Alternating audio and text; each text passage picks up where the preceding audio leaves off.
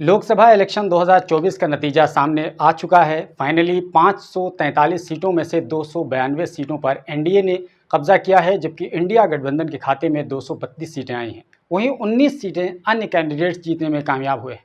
अगरचे एनडीए को बहुमत मिल चुका है, लेकिन अभी भी सरकार बनाने को लेकर संकट के बादल मंडरा रहे हैं, क्योंकि नीतीश कुमार के बारे में कहा जा रहा है कि वो पलटी मार देंगे तो मोदी का मामला खटाई में पड़ सकता है। लोग रिक्वेस्ट भी कर रहे हैं, हंसी मजाक के अंदाज में कहते हुए सुने जा रहे हैं कि चाचा एक बार और पलटी मार दो प्लीज़, आपके सारे पाप पिछले धुल जाएंगे।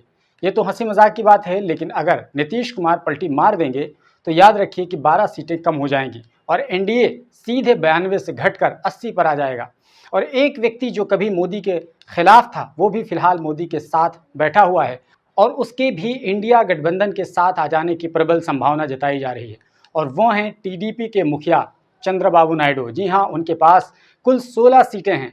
ऐसे में अगर नीतीश कुमार और चंद्रबाबू नायडू पलटी मार जाते हैं, जो कि मुमकिन भी लग रहा है, तो मोदी का प्रधानमंत्री बनना खटाई में पड़ जाएगा, यानी मोदी प्रधानमंत्री नहीं बन सकते हैं। मोदी का एनडीए 292 से घटकर सीधे 264 पर आ जाएगा और बहुमत के आंकड़े 272 से 8 सीटें कम हो जाएंगी। इसलिए सबकी नज़रें आज इन्हीं दोनों पर लगी हुई हैं। न केवल आज बल्कि अगले 5 सालों तक लगी रहेंगी, क्योंकि बीजेपी इस चुनाव में पहले की तुलना में काफ़ी कमज़ोर होकर उभरी है और उसने 240 सीटें हासिल की हैं, जो कि बहुमत से काफ़ी कम है। और हर पल उन्हें अपने सहयोगियों के साथ लेकर चलना उनकी मजबूरी बन गई है। 2019 में बीजेपी की 303 सीटें हासिल हुई थीं और एनडीए की अगर ओवरऑल बात करें तो 353 सीटें जीती थीं। लेकिन इस बार बीजेपी अकेले बहुमत से दूर है और ये बीजेपी और मोदी के लिए ठीक बात नहीं है, क्योंकि मोदी और अमित शाह का जो माइंडसेट है वो कुछ इस तरह का है कि वो हर तरह की मनमानी करना पसंद करते हैं। लेकिन इस बार मनमानी करना मुमकिन नहीं हो पाएगा, क्योंकि हमेशा इस बात का खतरा बना रहेगा कि अगर किसी सहयोगी दल ने आंख दिखाया तो सरकार गिर सकती है। बहरहाल इस बार मोदी का सीना 56 से सिकुड़कर 40 से 45 के करीब आ गया है। बीजेपी को सबसे ज़्यादा नुकसान उत्तर प्रदेश में हुआ है। 2019 में बीजेपी और उसके सहयोगी दलों ने 80 में से 62 सीटें जीती थी, जबकि इस बार केवल 36 सीटें मिली हैं। वहीं समाजवादी पार्टी और कांग्रेस ने उत्तर प्रदेश में तो कमाल ही कर दिया है। समाजवादी पार्टी को 37 और कांग्रेस पार्टी को 6 सीटें हासिल हुई हैं, जबकि 2019 की बात करें तो समाजवादी पार्टी को केवल 2019 में 5 सीटें मिली थीं और कांग्रेस के खाते में केवल 1 सीट यानी रायबरेली की सीट आई थी। और 2019 में सपा और बसपा का गठबंधन था, तब सपा को 5 और बीएसपी को फायदा हुआ था और 10 सीटें हासिल कर ली थी। लेकिन इस बार बीएसपी का उत्तर प्रदेश में खाता तक नहीं खुल सका है, बल्कि बीएसपी की जगह आज़ाद समाज पार्टी ने अपना खाता खोल लिया है और नगीना सीट से चंद्रशेखर आज़ाद रावण चुनाव जीत गए हैं। इस तरह चंद्रशेखर आज़ाद रावण चुनाव जीतकर माननीय सांसद बन चुके हैं। इसके अलावा इस बार राष्ट्रीय लोकदल की उत्तर प्रदेश में 2 सीटें आई हैं और अपना दल की 1 सीट है उत्तर प्रदेश में। वहीं मध्य प्रदेश की बात करें तो बीजेपी का प्रदर्शन सबसे यहाँ पर अच्छा रहा है और यहाँ बीजेपी ने सभी 29 सीटें जीत ली हैं, यानी कांग्रेस का यहाँ पर खाता तक नहीं खुल सका। दिल्ली की भी सभी 7 सीटों पर बीजेपी का कब्जा बरकरार रहा है, जबकि हरियाणा के 10 में से 5 सीटें बीजेपी ने लूज कर दी हैं। 2019 में सभी 10 सीटों पर बीजेपी का कब्जा था, लेकिन इस बार 5 बीजेपी तो 5 कांग्रेस के खाते में आई हैं। पंजाब का नतीजा उम्मीदों के मुताबिक रहा। कांग्रेस को 7 सीटें, आम आदमी पार्टी को 3 सीटें, 1 सीट शिरोमणि अकाली दल को मिली है, जबकि 2 आज़ाद उम्मीदवार के खाते में आई हैं। बीजेपी का पंजाब से उम्मीद के मुताबिक सफाया हो गया। राजस्थान में इस बार बीजेपी को केवल 14 सीटें मिली हैं, जबकि इससे पहले एनडीए के खाते में सभी 25 की 25 सीटें आ गई थीं। बिहार में बीजेपी का नुकसान हुआ है। 2019 में 1 सीट को छोड़ दें तो 39 सीटें एनडीए के खाते में आई थीं, जबकि इस बार 29 सीटें मिली हैं। उनमें से बीजेपी को 12, जदयू को 12 और लोक जनशक्ति पार्टी यानी रामविलास पासवान वाली उसको 5 सीटें मिली हैं। इस बार बिहार की पूर्णिया की जो सीट थी वो काफ़ी दिलचस्प हो रही थी। यहाँ से इस बार पप्पू यादव आज़ाद उम्मीदवार के तौर पर कामयाब हो गए हैं। जी हाँ, पप्पू यादव यहाँ पर उन्होंने बहुत मेहनत की और उन्हें इसका आखिरकार फल भी मिल गया।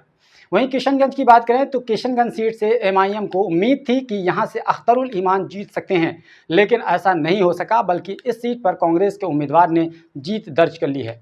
एमआईएम ने उम्मीद की थी कि इस बार 3 सीटें हासिल की जा सकती हैं, जबकि ऐसा नहीं हो सका और केवल 1 सीट यानी हैदराबाद पर ही जीत दर्ज की जा सकी।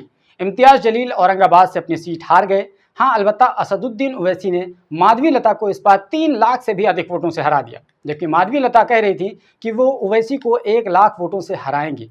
आपको बता दें कि हैदराबाद 1984 से लेकर अब तक असदुद्दीन ओवैसी के परिवार का गढ़ माना जाता रहा है, क्योंकि इससे पहले 2004 तक उनके पिता सलाहुद्दीन ओवैसी वहां पर जीत रहे थे लगातार, और 2004 से असदुद्दीन ओवैसी ये 5वीं बार असदुद्दीन ओवैसी हैदराबाद की सीट से एमआईएम के कैंडिडेट के तौर पर जीतकर संसद भवन पहुंच रहे हैं।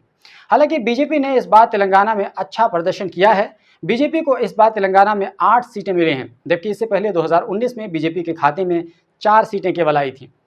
साउथ के राज्यों में बीजेपी को सबसे ज़्यादा फायदा कर्नाटक में हुआ है। यहाँ पर बीजेपी 17 सीटें और जेडीएस 2 सीटें जीतने में कामयाब हुई है, यानी एनडीए के खाते में कुल 19 सीटें आ गई। आंध्र प्रदेश में बीजेपी को फायदा मिला है। टीडीपी के 16 और जनसेना पार्टी की 2 सीटें और बीजेपी की 3 सीटें एक साथ अगर जोड़ दें तो कुल 25 सीटों में से 21 सीटें बन जाती हैं, यानी 21 सीटें एनडीए के खाते में चली गई हैं। वहीं तमिलनाडु और केरला की बात कर लें तो यहाँ पर एनडीए का सफाया हो चुका है। अब बात करते हैं पश्चिम बंगाल की, तो यहाँ पर बीजेपी को 12 सीटें मिली हैं, जबकि टीएमसी के खाते में 29 सीटें आई हैं। कांग्रेस ने 1 सीट पर जीत दर्ज की है। वहीं 19 की बात करें तो यहाँ पर बीजेपी ने 18 सीटें जीती थी और टीएमसी के खाते में 22 सीटें आई थी। कांग्रेस के खाते में 2 सीटें थीं। इस बार बंगाल से बीजेपी को उम्मीद के मुताबिक कामयाबी नहीं मिल सकी। दोस्तों याद रखना चाहिए कि पश्चिम बंगाल में इस बार कांग्रेस ने और लेफ्ट ने एक साथ मिलकर के चुनाव लड़ा था, जबकि दूसरी तरफ टीएमसी थी और तीसरी तरफ बीजेपी थी, यानी कुछ इस तरह का मुकाबला था। तो लेफ्ट को तो खैर कोई फायदा नहीं हुआ, लेकिन कांग्रेस 1 सीट जीतने में कामयाब रहा। लेकिन कांग्रेस की जो दूसरी सीट परंपरागत सीट थी अधीर रंजन चौधरी वाली बहरामपुर सीट की, वो हार गए और वहां से यूसुफ पठान जीत गए। पहली बार यूसुफ पठान माननीय सांसद बन चुके हैं टीएमसी के कैंडिडेट के तौर पर बहरामपुर सीट से, और ऐसा माना भी जा रहा था कि जैसे ही टीएमसी ने यूसुफ पठान के नाम का ऐलान किया, फौरन अधीर रंजन चौधरी का चेहरा लटक गया और उन्होंने जो प्रेस कॉन्फ्रेंस की थी वो उसी टाइम लग गया था कि अधीर रंजन चौधरी हार रहे हैं, क्योंकि बहरामपुर सीट पर मुसलमानों की अधिक संख्या है, जो कि एक तरफ होकर के टीएमसी से खिसक करके अधीर रंजन चौधरी की तरफ चला जाता था। लेकिन चूंकि इस बार अधीर रंजन चौधरी के मुकाबले में यूसुफ पठान खड़े थे, जो कि मुस्लिम भी थे, फेमस चेहरा भी थे और इसके साथ साथ टीएमसी के कैंडिडेट भी थे, तो ये जो तिकड़ी कॉम्बिनेशन था उसने आसानी के साथ यूसुफ पठान को माननीय सांसद बना दिया। बहरहाल अब बात करते हैं उड़ीसा की, तो उड़ीसा में बीजेपी ने कमाल कर दिया है और 21 सीटों में से 20 सीटों पर जीत दर्ज कर ली है। बीजेडी का कमोबेश यहाँ सफाया हो गया, या यूँ कह लीजिए कि बीजेडी ने जानबूझ करके बीजेपी को वॉकओवर दे दिया। जो भी हो बहरहाल, लेकिन बीजेडी का सफाया हो गया। बीजेपी ने 21 में से 20 सीटें जीत ली, यानी यहाँ पर कांग्रेस का कभी बहुत ज़्यादा वर्चस्व हुआ करता था, अब कांग्रेस केवल 1 सीट पर सिमट गई है। उत्तराखंड में सभी 5 की 5 सीटों पर बीजेपी ने कब्जा कर लिया है। महाराष्ट्र में बीजेपी ने 48 में से 17 सीटें केवल जीत सकी है। महाराष्ट्र का थोड़ा सा प्रदर्शन बीजेपी का अच्छा नहीं रहा, क्योंकि यहाँ पर जिस तरीके से कई गुटबाजी हुई तो उसका बीजेपी को नुकसान हो गया, और जो बाला साहब ठाकरे को लेकर आपत्तिजनक बातें कही गई थी उसकी सहानुभूति जो मिली वो 9 सीटों के रूप में उद्धव ठाकरे की शिवसेना को मिली, यानी यहाँ पर बीजेपी का ज़्यादा नुकसान हो गया। आपको बता दें कि गुजरात हमेशा की तरह बीजेपी के लिए फर्टाइल ग्राउंड रहा है। यहाँ की 26 में से 25 सीटें बीजेपी और केवल 1 सीट पर कांग्रेस जीतने में कामयाब हुई। वहीं आसाम में भी बीजेपी ने अच्छा प्रदर्शन किया है। यहाँ के 14 सीटों में से 9 सीटें अकेले बीजेपी के खाते में आई हैं। वहीं नॉर्थ ईस्ट दूसरे राज्यों की बात करें तो यहाँ पर त्रिपुरा और अरुणाचल प्रदेश को छोड़ दें तो इसके अलावा सभी राज्यों में बीजेपी को नुकसान पहुँचा है। मणिपुर की दोनों सीटों पर कांग्रेस ने जीत दर्ज की है, क्योंकि आपको पता है कि मणिपुर हिंसा थी और प्रधानमंत्री ने उस पर कोई भी टिप्पणी नहीं की थी और ना ही वहाँ गए थे कोई, तो इस वजह से राहुल गांधी वहाँ पर गए थे तो कांग्रेस को उसका फायदा मिला और 2 की 2 सीटें कांग्रेस की झोली में चली गई। इस तरह मेघालय, सिक्किम, नागालैंड और मिजोरम में भी बीजेपी का सफाया हो गया। झारखंड में बीजेपी ने 14 में से 8 सीटों पर अकेले कब्जा कर लिया। वहीं छत्तीसगढ़ की बात करें तो 11 में से यहाँ पर 10 सीटों पर बीजेपी ने कब्जा कर लिया, यानी ये तमाम जो इलाके हैं यहाँ पर बीजेपी का अच्छा प्रदर्शन रहा है। हालांकि लद्दाख, चंडीगढ़ और पुडुचेरी में बीजेपी का पत्ता साफ हो गया, लेकिन गोवा की 2 सीटों में से 1 सीट पर बीजेपी और 1 सीट पर कांग्रेस का कब्जा रहा है। जम्मू कश्मीर की 6 में से 2 और हिमाचल प्रदेश की 4 में से 4 सीटों पर बीजेपी ने कब्जा कर रखा है। Dadar and Nagar Haveli, Daman and Diu में 1 सीट पर कांग्रेस तो 1 सीट पर बीजेपी ने जीत दर्ज की है। इस तरह भारत की सभी सीटों पर बीजेपी का ये हालचाल रहा है।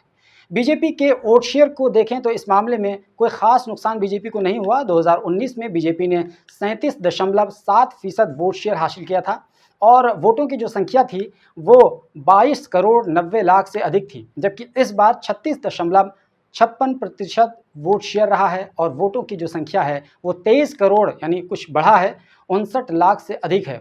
वहीं कांग्रेस की बात करें तो कांग्रेस का वोट परसेंटेज भी इस बार बढ़ा है और सीट में भी इजाफा हुआ है। 2019 में कांग्रेस की 44 सीटें और 19% से अधिक वोट शेयर था, जबकि इस बार कांग्रेस की 99 सीटें आ गईं और वोट शेयर 21% से अधिक रहा है।